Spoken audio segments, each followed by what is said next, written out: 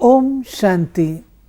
आज 28 मई 2017 बाप दादा के अव्यक्त रूप के चले हुए मधुर महावाक्यों पर आइए मनन और चिंतन करें। बाबा की ये मुरली ओरिजिनल 3 अप्रैल 1982 की है। इस मुरली में बाबा ने हमें त्याग का सबक दिया है और बाबा ने कहा सर्वप्रथम त्याग है देह भान का त्याग। एक होता है देह का त्याग, एक होता है देह भान का त्याग, तीसरी भी एक लेवल है देह अभिमान और चौथी है देह अहंकार। बाबा के महावाक्यों को मैं पढ़ूंगी और उस अनुरूप मैं चाहूंगी कि आप उस पर अपना विवेचन दें। बाप दादा कहते हैं, मैं देखता हूँ त्याग मूर्त बच्चों को, हर एक ब्राह्मण आत्मा त्याग स्वरूप है। जैसे भाग्य का सुनाया, एक बाप के बच्चे होते, एक जैसा भाग्य का वर्षा मिलते, संभालने बढ़ाने के आधार पर नंबर बन जाते हैं। ऐसे त्याग मूर्त सब बने लेकिन नंबरवार हैं। त्याग किया ब्राह्मण बने, लेकिन त्याग की परिभाषा बड़ी गुह्य है।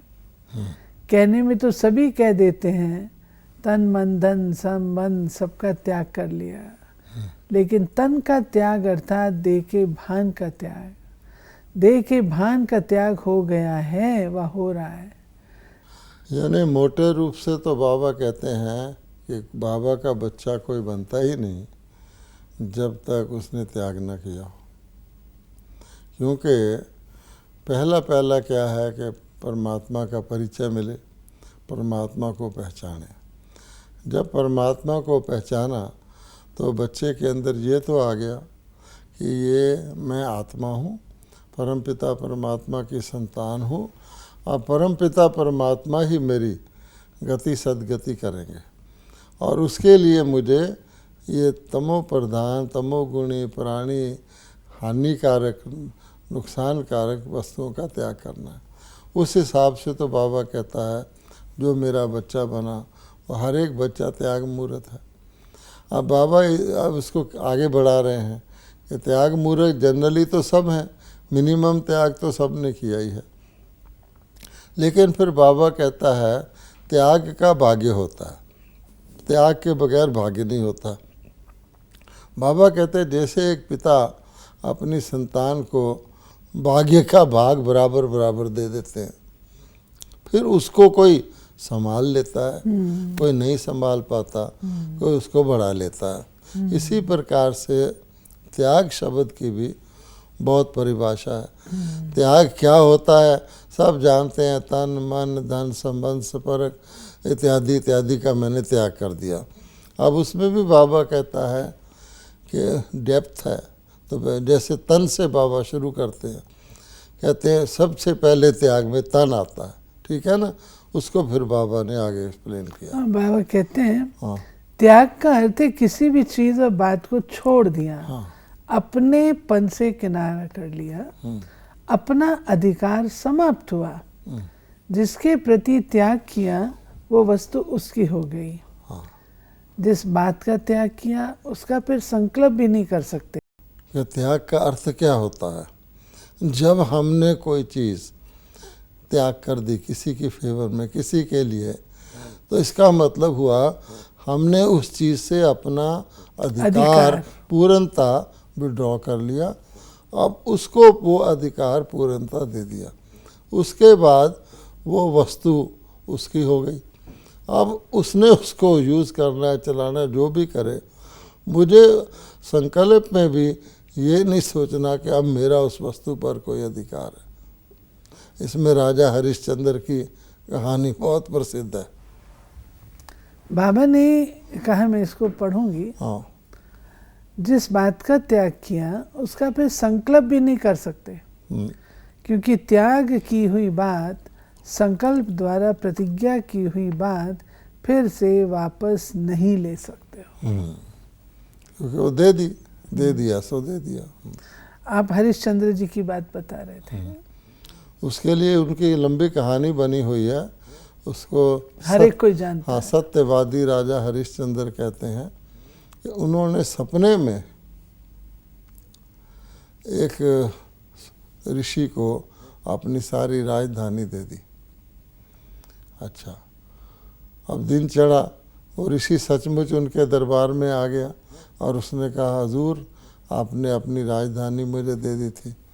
तो राजा हरिश्चंद्र ने राजगद्दी छोड़कर सहर्ष कहा कि आइए, ये सब राजपाट आपका, मैं चलता हूँ। फिर कहानी को बढ़ाने के लिए कहा गया, उन्होंने कहा आपने दान तो दिया, दक्षिणा कहाँ दी है? दान के साथ दक्षिणा भी होती है ना। तो हरिश्चंद्र ने अपने खजांची को, ट्रेजरर को कहा, फाइनेंस मिनिस्टर को भी इनको दक्षिणा दे दो। उस वक़्त उस ऋषि ने रोक दिया, राजन अब ये खजाना भी तो तुमने त्याग दिया ना, अब दक्षिणा तुमने मुझे अलग से देनी है। फिर लंबी कहानी है, किस प्रकार से राजा ने नौकरी की, सब बहुत कुछ करके वो दक्षिणा जुटाई। आप त्याग मूर्तियों ने अपने इस पुराने घर, पुराने शरीर, पुराने देह का भान त्याग किया, संकल्प किया बुद्धि द्वारा फिर से कब इस पुराने घर में आकर्षित नहीं होंगे। संकल्प द्वारा भी फिर से वापस नहीं आएंगे। देह सही देह के संबंध का त्याग, देह के भान का त्याग। हाँ, क्योंकि सबसे पहले देह आती है, ये आत्मा का घर है, समझिए। अब आपने देह का त्याग कर दिया, देह में जो कुछ भी आता है, देह की आँखें, देह के कान, देह की इंद्रियाँ, देह के संकल्प, वो सब त्याग दिए कि अब हमने ये प्रभु समर्पण कर दिए, अब ये मेरे नहीं है। ये बुद्धि से त्याग करना है। तो बाबा कहता है उसको त्याग की कसौटी पर कहाँ तुम खरे उतरते हो, उसकी परिभाषा दी है बाबा ने। तन भी तेरा कहाँ, वह सिर्फ मन तेरा कहाँ। पहला शब्द तन आता है। जैसे तन मन धन कहते हो, देह और देह के संबंध कहते हो, तो पहला त्याग क्या हुआ? इस पुराने देह के भान से विस्मृति अर्थात किनारा, ये पहला कदम है त्याग का। जैसे घर में घर की सामग्री होती है, ऐसे इस देह रूपी घर में भिन्न भिन्न कर्मेंद्रियां ही सामग्री हैं। तो घर का त्याग अर्थात सर्व का त्याग। अब आगे चलिए, ये बाबा कहता है घर में कर्म इंद्रिय होती, अब जितनी इसकी सामग्री है आपने house with household effects दे दिया। अब ये थोड़ी कहोगे इसमें पलंग मेरा है, सारा कुछ दे दिया। अब भगवान के आगे कर्म इंद्रियों का विस्तार बताते हैं कि वो किस प्रकार से अपनी समझ के यूज़ कर लेते हो। तब बाबा ने कहा कोई एक कर्मेंद्री की आकर्षण भी एक बाप का बनने नहीं देगी, एक रस स्थिति में स्थित होने नहीं देगी, नंबर 1 में जाने नहीं देगी। अगर कोई हीरे जवाहर महल माड़ियाँ छोड़ दे, सिर्फ कोई मिट्टी के फूटे हुए बर्तन में भी मोह रह जाए तो क्या होगा?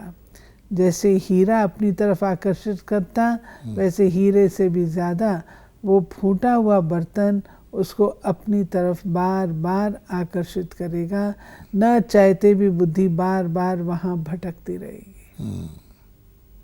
बाबा ने कहा ये नहीं कि हमने बड़ी बड़ी चीज़ों का त्याग कर दिया, कोई छोटी चीज़ में भी आसक्ति रह गई तो वो भी उतनी हानिकारक है, उतना आपको बांध के रखेगी कि जिस कारण से त्याग किया था कि हे भगवान मैं तेरा और कुछ मेरा नहीं, तो मैं तेरा पूरा नहीं बनने देगी, क्योंकि ज़रा सा भी और कुछ में मेरी लगन आसक्ति लगी हुई है। इसमें बाबा ने हीरे और मिट्टी के बर्तन दोनों का कंट्रास्ट करते हुए बताया, मिट्टी के बर्तन में भी अगर आसक्ति रह गई और हीरे में छोड़ दी तो उतना ही नुकसान है। तभी बाबा ने कहा कि देखो ऐसे नहीं समझो, ये तो बहुत थोड़ा है, लेकिन ये थोड़ा भी बहुत कुछ गंवाने वाला है। संपूर्ण त्याग चाहिए। इस पुरानी देह को बाप दादा द्वारा मिली हुई अमानत समझो, सेवा अर्थ कार्य में लगाना है। ये मेरी देह नहीं, लेकिन सेवा अर्थ अमानत है। जैसे मेहमान बंद देह में रह रहे हैं, थोड़े समय के लिए बाप दादा ने कार्य के लिए आपको ये तन दिया है, तो आप क्या बन गए? मेहमान। मेरेपन का त्याग और मेहमान समझ महान कार्य में लगाओ। मेहमान को क्या याद रहता है? असली घर याद रहता है, या उसी में ही फंस जाते हो? तो आप सबका ये शरीर रूपी घर भी ये फरिश्ता स्वरूप है, फिर देवता स्वरूप है, उसको याद करो। पुराने शरीर में ऐसे ही निवास करो जैसे बाप दादा पुराने शरीर का आधार लेते हैं, शरीर में फंस नहीं जाते हैं। अब इसमें बाबा ने देखो क्या बताया, क्योंकि हर चीज़ देह से शुरू होती है, और आगे तो बाबा देह के संबंध कहते थे। इसमें बाबा ने और सूक्ष्म बताया है कि देह की जो कर्म इंद्रियां हैं, पहले पहले देखो कि देह का त्याग किया मैंने, कर्म इंद्रियों का त्याग किया। अब वो कर्म इंद्रियां मैं अपने लिए यूज़ नहीं कर सकता, उनको मैं ईश्वर अर्थ विश्व कल्याण के लिए ही कार्य में ही लगा सकता हूँ। जब देह ही मेरी नहीं तो कर्म इंद्रियां मेरी कैसे हो गई? तब बाबा कहता है कि देह में अपने आप को मेहमान समझो। जैसे शिव बाबा भी ब्रह्मा तन में आता है तो शिव बाबा कभी समझता ये तन मेरा है, ये तो ब्रह्मा का है। और अपने को मैं महान समझकर कर्म इंद्रियों को यूज़ करो भगवान को याद करने के लिए, एक मत एक रस होकर, और साथ साथ फरिश्ता रूप पहले धारण करना है, फिर तुमको परम धाम में जाना, ये याद रखो। फिर बाबा ने आगे बोला है कि कर्म के लिए आधार लिया, फिर अपने फरिश्ते स्वरूप में स्थित हो जाओ, अपने निराकारी स्वरूप में स्थित हो जाओ। मेहमान अर्थात महान ऐसे रहते हो। त्याग का पहला कदम पूरा किया, यही ये हम गेस्ट हाउस में हैं। फिर बाबा कहते हैं वर्तमान समय कोई भी अपने को कम नहीं समझते हैं। किसी को कहा जाए कि दो में से एक छोटा एक बड़ा, तो क्या कहते हैं? अपने को कम समझते हैं क्या? क्यों कि शस्त्र लेकर उल्टा शक्ति स्वरूप दिखाते हैं। ये भी अलंकार कोई कम नहीं है। बाबा ने कहा वैसे माया व रावण की भुजाएं भी कोई कम नहीं है। क्योंकि माया भी तो अपनी शक्ति दिखाती है ना, सामना करवा देती है, भगवान का भी सामना करवा देती है। शस्त्र बाबा ने बहुत अच्छे बताए, क्या क्यों के शस्त्र। रावण के जो सिर हैं, आगे जाके बताया है। मतलब बाबा ने कहा कि अपन को आजकल कोई कम नहीं समझता है, हर कोई समझता है मैं दूसरे से। महाभारत को सामने लाइए कि परमात्मा का सामना करने लग गए कौन कौन, जिनको अपने विद्वत्ता का ज्ञान था, जो शास्त्रों के ज्ञाता थे, जिनको अपने ब्रह्मचारी रहने के ऊपर ज्ञान था, इस प्रकार के सभी तो भगवान का सामना कर रहे हैं। वही सीन बाबा एक्सप्लेन कर रहा है। रावण माया की शक्ति पहले दिमाग को ही हलचल में लाती है। जिस समय कोई भी माया आती है तो सेकंड में उसके कितने रूप होते हैं। दिमाग ही संशय में आ जाता है ना, क्यों, क्या, ऐसे वैसे जैसे, कितने क्वेश्चन के सिर पैदा हो जाते हैं। एक काटते हैं दूसरा पैदा हो जाता है। एक ही समय में 10 बातें बुद्धि में फौरन आ जाती हैं। एक बात को 10 सिर लग गए ना, इन बातों का तो अनुभव है ना। फिर एक एक सिर अपना रूप दिखाता है। यही 10 शीश के शस्त्रधारी बन जाते हैं। एक को काटो दूसरा आ जाएगा, दूसरे को काटो तीसरा आ जाएगा। तो बाबा ने बहुत अच्छी तरह एक्सप्लेन किया है। मैं मन मत जो है, उसका अभिमान जो है, वो भगवान का भी सामना करा देता है, श्रीमत को भी झुकाने की कोशिश करता है। शक्ति अर्थात सहयोगी, अभिमान के सिर वाली शक्ति नहीं, लेकिन सदा सर्वभुजाधारी, अर्थात सर्व परिस्थिति में सहयोगी। रावण के 10 सिर वाली आत्माएं हर छोटी सी परिस्थिति में कभी सहयोगी नहीं बनेंगी। क्यों, क्या, कैसे के सिर द्वारा अपना उल्टा अभिमान प्रत्यक्ष करती रहेंगी। क्यों का क्वेश्चन हल करेंगी, फिर कैसे का सिर ऊंचा हो जाएगा। एक बात को सुलझाएंगी, दूसरी बात शुरू कर देंगी, दूसरी बात को ठीक करेंगी, तीसरा सिर पैदा हो जाएगा। बार बार कहेंगे बात तो ठीक है, लेकिन ये क्यों, वो क्यों। इसको कहता है एक बात के 10 शीश लगाने वाली शक्ति। बाबा ने कहा असली शक्ति का मतलब सहयोग है। अभिमान वाली शक्ति जो है वो बुद्धि को डिस्टर्ब करती है और सहयोग से हटाती है, अपोजिशन करवाती है। तो बाबा कहते सहयोगी कभी नहीं बनेंगे। हाँ, ऐसे लोग जो हैं हाँ। क्रिटिसाइज करेंगे, बस क्रिटिसाइज में अपना काम चला लेंगे, सहयोग नहीं देंगे। चाहे ब्राह्मण बन गए, हाँ, लेकिन उस समय के लिए आसुरी शक्ति का प्रभाव होता है, वशीभूत होते हैं। और शक्ति स्वरूप हर परिस्थिति में, हर कार्य में सदा सहयोगी होंगे। हाँ, सहयोग की निशानी भुजाएं हैं। से कभी भी कोई संगठित कार्य होता है, क्या शब्द बोलते हैं, अपनी अपनी उंगली दो, सहयोग देना हुआ ना, उंगली भी भुजा में है। तो भुजाएं सहयोग की निशानी है। समझा, शक्ति की भुजाएं रावण के सिर। कितना शानदार बाबा ने डेफिनेशन दिया। सदा सहयोगी रहना मैंने शक्ति स्वरूप सही है, और सहयोग के अंदर खलल डालना, अपनी बुद्धि लगा करके असहयोगी बनना, ये जो है ये रावण की निशानी। बाबा कहते हैं सिर्फ ब्रह्मा ने रथ दिया है या आप सबने भी रथ दिया है? ब्रह्मा का प्रवेशता का पार्ट अलग है, लेकिन आप सबने भी तन तेरा कहा, ना कि तन मेरा। आप सबका भी वायदा है, जैसे चलाओ, जहाँ बिठाओ, वायदा है ना। वह आँख को मैं चलाऊंगा, बाकी बाप चलाए। कुछ मनमत पर चलेंगे, कुछ श्रीमत पर चलेंगे, ऐसा वायदा तो नहीं है ना। तो कोई भी कर्मेंद्री के वशीभूत होना, ये श्रीमत है या मनमत है? तो समझा त्याग की परिभाषा कितनी गुह्य है। देखो, बाबा ने क्लियर करके बता दिया कि त्याग मैंने दे दिया सो दे दिया। अब ये सारी इंद्रियां जिसको दी हैं उसकी आज्ञा पर उसकी सेवा में लगेंगी। उसमें उसको मैं समझ के हम अपना करेंगे तो रावण के सिर खड़े हो जाएंगे, संशय में लाएंगे, समय भी नष्ट जाएगा और अवज्ञा भी करेंगे और पीछे रह जाएंगे, पाप के भागी बनेंगे। बाबा ने कहा है आज हम बच्चों को कि देखो, अभी अभी तुमको सब फल मिलते हैं रिटर्न में। भविष्य मिलना तो कोई बड़ी बात नहीं है, लेकिन अभी अभी पुराना भान छोड़ो, फरिश्ता स्वरूप लो। जब पुरानी दुनिया का देह का भान छोड़ देते हो तो क्या बन जाते? Double light. अभी ही बनते हो, परंतु अगर न यहाँ के न वहाँ के रहते हो तो मुश्किल लगता है। ना पूरा छोड़ते हो ना पूरा लेते हो तो अधमरे हो जाते हो। इसलिए बार बार लंबा श्वास उठाते हो। कोई भी बात मुश्किल होती है तो लंबा श्वास उठाते हैं ना। मरने में तो मजा है, लेकिन पूरा मरो ना। लेने में कहते हो पूरा लेंगे, तोड़ने की शक्ति, मिट्टी के बर्तन भी नहीं छोड़ेंगे।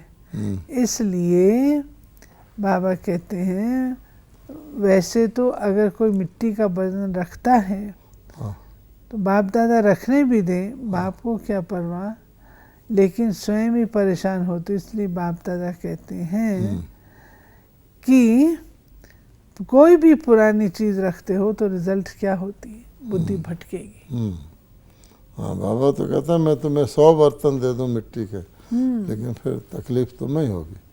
बाप दादा तो और भी हजारों मिट्टी के बर्तन दे सकते हैं, कितने भी इकट्ठे कर लो, लेकिन जहाँ किचड़ा होगा वहाँ क्या पैदा होगा? मच्छर। मच्छर किसको काटेंगे? तो बाप दादा बच्चों के कल्याण के लिए कहते हैं, अपना बनाते हैं। मिलना भूल जाता है, देना याद आ जाता है, इसलिए मुश्किल अनुभव होता है। बाबा से जो प्राप्तियां हुई वो भूल जाते हैं। और क्या छोटी मोटी सेवा करनी है वो याद रहती है। अच्छा, ऐसे फिर याद प्यार पढ़ूंगी मैं। सदा सहयोग मूर्त, सदा त्याग द्वारा श्रेष्ठ भाग्य अनुभव करने वाले, कदम कदम में फॉलो फादर करने वाले, सदा अपने को मेहमान अर्थात महान आत्मा समझने वाले, ऐसे बेहद के संन्यास करने वाले श्रेष्ठ आत्माओं को बाप दादा का याद प्यार और नमस्ते।